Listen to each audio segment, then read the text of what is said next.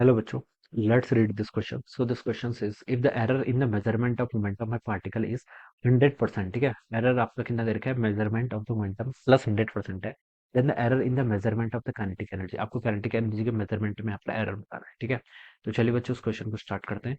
तो देखिए बच्चों, इस क्वेश्चन का की कॉन्सेप्ट आप क्या लिख सकते हैं, the key concept of this question. आपको यहाँ पर क्या बताना है बच्चों, एरर बताना है। तो इस क्वेश्चन का की कॉन्सेप्ट आपने क्या लिख लिया, एरर लिख लिया, ठीक है। एरर कैलकुलेट करके बताना है। अब क्वेश्चन में बोल रखा है, देखिए एरर इन द मेजरमेंट, ठीक है। मोमेंटम के मेजरमेंट में आपका 100% एरर है। तो आपको बताना है कि error in the measurement of kinetic energy के मेजरमेंट में आपका कितना एरर होगा, ठीक है। तो देखिए मान लीजिए आपका पहले आपका मोमेंटम कितना है, पी के इक्वल है। मान लीजिए अगर आपका मोमेंटम पी के इक्वल है, अगर आपका कोई एरर नहीं, तब देखिए आपका मोमेंटम इतना है, तो काइनेटिक एनर्जी देखिए कैसे होगी। काइनेटिक एनर्जी को हम देखिए कैसे लिखते हैं, काइनेटिक एनर्जी का फॉर्मूला होता है आपका P square by two M, ठीक है। P square by two M के इक्वल होता है, दिस इज द फॉर्मूला, ठीक है। तो यहाँ से आप लिख लीजिए, देखिए काइनेटिक एनर्जी इसके करस्पॉन्डिंग हो जाएगी आपकी P square by two M, ये आपकी क्या होगी, this will be our initial kinetic energy, ये आपकी इनिशियल काइनेटिक एनर्जी, इसको K1 बोल दीजिए। जब आपने मोमेंटम को P एज्यूम किया है, तब आपका काइनेटिक एनर्जी कितना आएगा, P square by two M, ठीक है। अब बोल रखा है कि इसमें एरर आ गया है, एरर कितना आ गया, 100% का, प्लस 100% का। तो जो आपका मोमेंटम होगा वो, हम 100% का एरर आ गया, मतलब पी ना होके वो कितना हो जाएगा, 100% जिसमें और जोड़ देंगे, यानी कि पी से ही क्या हो जाएगा, टू पी हो जाएगा। अब बच्चों इस केस में जो आप काइनेटिक एनर्जी मेजर करेंगे वो कितना होगा। काइनेटिक एनर्जी का जनरल फॉर्मूला ये होता है, पी मतलब मोमेंटम का स्क्वायर, मोमेंटम इस बार पी ना होकर कितना है, टू पी। तो टू पी का square divided by two M का हो जाएगा।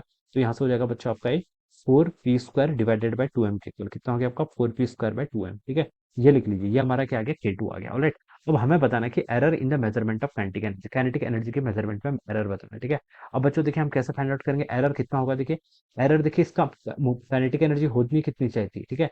P square by two M कितनी आ गई है आपका, four P square by two M, ठीक है। तो अब हमें क्या बताना है, यहाँ पर परसेंटेज एरर बताना है। ऑप्शन देख के पता चल रहा है कि आपको परसेंटेज एरर बताना है। परसेंटेज एरर देखिए किसके इक्वल होता है, आपका फ्रैक्शनल एरर इनटू आपका 100, ठीक है। और फ्रैक्शनल एरर यहाँ से कैसे कैलकुलेट करेंगे, पहले आप यहाँ से आप एब्सोल्यूट एरर कैलकुलेट कर लीजिए, ठीक है। एब्सोल्यूट एरर देखिए कितना होगा, four P square by two M, ये आपने मेजर किया है, लेकिन होना कितना चाहिए था, P square by two M, ठीक है। Divided by the exact value of the momentum, या फिर हम जिसको इनिशियल बोलते हैं, वो कितना होगा आपका, P square by two M के इक्वल होना चाहिए था, ठीक है। ये आपका क्या है, this whole term is our fractional error, into आप क्या कर लीजिए, इसको आप 100 से डिवाइड कर लीजिए, इनटू मल्टीप्लाई कर लीजिए, क्योंकि ये आपका फ्रैक्शनल है, 100 से मल्टीप्लाई करेंगे तो आपका परसेंटेज हो जाएगा।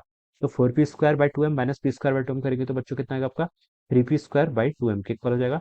डिवाइडेड बाय कितना हो जाएगा आपका, यहाँ से P square by two M, इसको आप क्या कर लीजिए, यहाँ से 100 से मल्टीप्लाई कर लीजिए। P square by two m से P square by two m cancel, तो ये आपका कितना आ गया, आपका 300% आ गया, कितना आ गया आपका, 300%। So this will be the error in the measurement of kinetic energy. और ये क्या हो जाएगा बच्चों, आपका इस क्वेश्चन का आपका आंसर हो जाएगा, ठीक है। तो बच्चों देखिए कौन सा ऑप्शन मैच कर रहा है, आपका सी ऑप्शन मैच कर रहा है। तो हम बोलेंगे कि ऑप्शन सी क्या होगा यहाँ पर, से इसका करेक्ट आंसर हो जाएगा, ठीक है। इस तरीके से सॉल्व करेंगे।